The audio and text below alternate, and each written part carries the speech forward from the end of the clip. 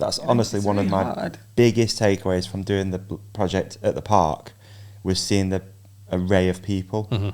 It's not what I would think as bike people. Does that make sense? I don't want to be excluding people there, but like, I think especially when you work in the industry, you're caught in everyone you know rides, and they've all got like the latest kit and whatnot, and maybe they look a certain way, and then you go to a bike park and it's just like, oh my god, there's people here that have probably never really ridden before. It is literally like a Disneyland. It's like people are just here to experience, and we have to be really careful that we don't become the bike park that's for people who are new to biking. Like we've got to remain balance all the time. It's been a vision from day one that we would be a broad church, that we'd be for everything from beginner rider to elite rider, and it's really difficult. It's much easier to specialise in one area and just really nail that. But yeah, we definitely are pretty excited for our next phase to focus on the upper end a bit more. I think you achieve it really well. I think if my questions ever are directed in that way, it's only because it's I live in a bubble, and the only experience I have of like seeing the rest of the world is bike parks. It's like the same as every bike park I go to. I'm like, wow, this is like, get to see every level. I don't ride with every level of person. Yeah, exactly. In mountain biking, so I love it. I love seeing. Like, how sick is it to go on an Uplift bus and you've got a bloke who's going riding for his first time. You've got an Olly Wilkins, Taylor Vernon, and then a person who's sort of in the middle, who's found it and is starting to just understand it and whatnot. Yeah, he's moving on to Reds. He's been since that is one of the all best going up to the same. It's really cool to sit on the Uplift bus and chat to people, listen to what they're saying, and just like the spectrum. Listening to what they're saying. Some of the things you hear on Uplift buses, and you're like, okay. Yeah, we've been talking. Mr. Potato Head glasses, or like a newspaper with holes cut in. It's good because you can be completely anonymous. You just sit there and listen. And we've been talking about doing like a little social series on our social media about bus banter, and just like some of the stuff you hear on Uplift buses. That's like, you want to hear stuff. They'll be like, Bikepark Wales costs like £1 billion to build, and the owners make 50 million a year. Like, I wish. What is like the most annoying thing that you hear? Like, what is a bit of a reoccurring thing? You know, maybe people say about the Uplift, or the rate to come and ride. Like, what is it? We get a lot of, why don't you put in a chairlift? Why don't you put in a chairlift? Come on, it's on my question list. You're going on me. I can't remember how much it costs. 10 million. 10 million to put in a chairlift. Really? Yeah. Then on rainy days, which it happens a lot, it will be horrendous and horrible. And then it's windy a lot, it'll be shut. Yeah. And it costs loads to run. And you'd have to close it for 2 months a year for maintenance, and you don't have a second chairlift that you can go to when that one's closed. You just simply haven't got the numbers to make it work. Like skiing, Whistler can have 30,000 skiers in a day. Okay. And we get 80-ish thousand riders a year. So the economics don't add up. You'd never pay it off. So it just wouldn't work. The tarmac in question blew my mind. When I asked, I think it was maybe you or someone else, I asked about how much it would cost to tarmac the Uplift road, and then just when you hear the numbers, you're just like, that's quite a lot of years of business just to pay off just the tarmac and the drainage. God, how much? What are we talking? So it's about just tarmacking would be north of £1 million, but that's not the expensive bit. The expensive bit is all of the drainage, because there's new drainage laws in place, and you have to put these basically like motorway style drainage system in place, and that would probably be another £1 million.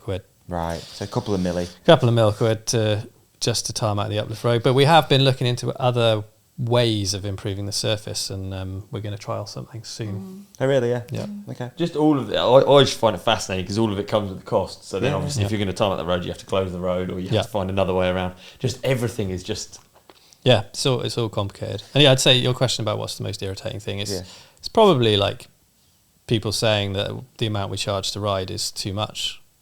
Because it's what it costs, and I get it. Like, it's 54 quid to ride now, and like people are thinking, wow, when I used to do Dragon Uplift days, it was 35 quid, but there was no first aid, the insurance was different, they didn't pay rent on the land, they didn't have to maintain the trails, didn't have to build the trails, didn't have to manage the road, and all the stuff, it is just a sad fact that is simply what it costs to run the bike park, and sometimes the like vehemence of people on social media about what it costs, it really upsets me. It's like, you know, people have called us pretty nasty names and probably think that we're swanning around in speedboats all day, but you know, we make a reasonable living, we do pretty well, but we're not millionaires. There's nothing wrong with that though. That's obviously I just feel like sometimes it's directed at the wrong people. You're definitely. You know, bike brands are making huge money. There are definitely bike shops that make way more than we do, and people don't seem to get angry at bike brands or whatever. It's just wonder why that is. I think it's because it's biking, it's not bikes. I think that's what it is. I think it's because people feel like we're charging for them to access their love. Yeah, and you can obviously go and do that in your woods for free, and that's my guess. I always think what you get paid, even as if you're a marketing manager in a bike company versus a washing machine company. Yeah, like just because bikes are fun. Yeah, you've got this sort of like job that's kind of cool. You get to go to races and stuff.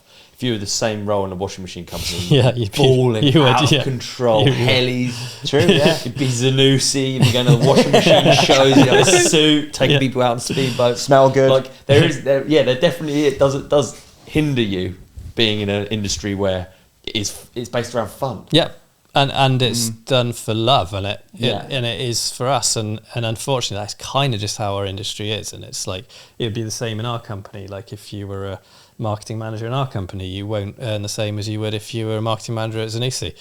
And I wish it wasn't that way. I wish we could pay them the Zanussi wages, but Uplift tickets would be a lot more expensive, unfortunately, if we did. Zanussi got a free ad, by the way. Doug, can you bleep it out? He's not listening anyway. Oh, you are actually listening. That's cool. Oh dear. Hey man, what an episode that was. You did amazing in it. And so did you. You shone like a star. You shone like a moon. I shone like a Focus spring deal. Oh, that's beautiful good. transition. Right, I've got a question for you, David, to kick this final advert off. Yeah. What would you do with up to €400 if you got it back when buying a bike?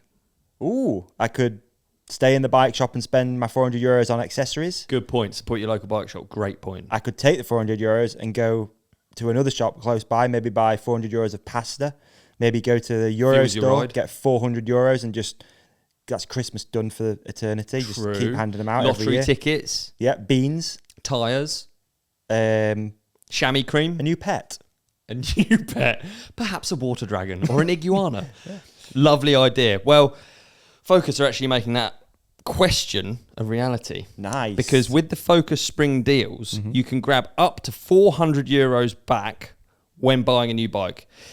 If you want to find out more, check out the terms and conditions and all of the details in the link. We're going to put that below, and I'm also going to read it out. Please. Okay, you ready for me to read it out? Yes, I'm. This is old school, innit? Reading out links. Yeah, anticipation. I'm going to do it anyway. Please do it. I'm doing it. I want the deal. Ride.focus.bikes/spring deals TRC. Ooh, nice. So that is ride.focus.bikes/spring deals TRC, and let us know in the comments what you would do with €400.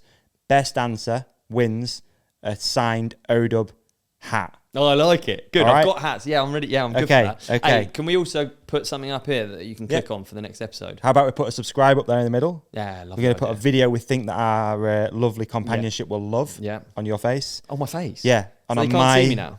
Gone. And on my face, another video that we think people will love.